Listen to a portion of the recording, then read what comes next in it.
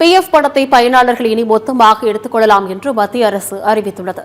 தொழிலாளர்களின் நலனுக்காக வருங்கால வைப்பு நிதி எனப்படும் PF திட்டத்தை மத்திய அரசு செயல்படுத்தி வருகிறது.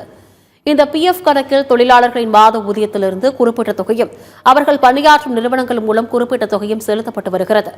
இந்நிலையில் டெல்லியில் மத்திய தொழிலாளர் துறை அமைச்சர் மன்சுக் மாண்டவியா தலைமையில் நடைபெற்ற ஆலோசனைக் கூட்டத்தில் வருங்கால வைப்பு நிதி திட்ட விதிகளில் திருத்தம் கொண்டுவர முடிவு எடுக்கப்பட்டது.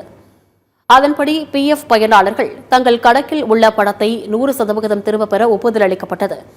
இதன் மூலம் தொழிலாளர்கள் மற்றும் நிறுவனங்கள் செலுத்திய தொகையை பயனாளர்கள் முழுவதுமாக திரும்பப் பெற முடியும்.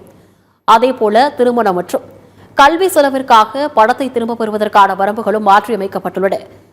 அதன்படி கல்வி தேவைக்காக 3 முறைக்கு பதிலாக 10 முறையும், திருமண தேவைக்காக 3 முறைக்கு பதிலாக 5 முறையும் எடுத்துக்கொள்ள அனுமதிக்கப்படுகிறது.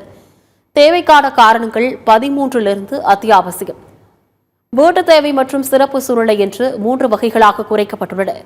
பேரிடர், வேலையின்மை போன்ற சிறப்பு சூழ்நிலை பிரிவில் தேவைக்கான காரணத்தை குறிப்பிட தேவையில்லை எனவும் தெரிவிக்கப்பட்டுள்ளது. இதனால் விண்ணப்பங்களின் நிராகரிப்பு குறைய வாய்ப்புள்ளதாக கூறப்படுகிறது.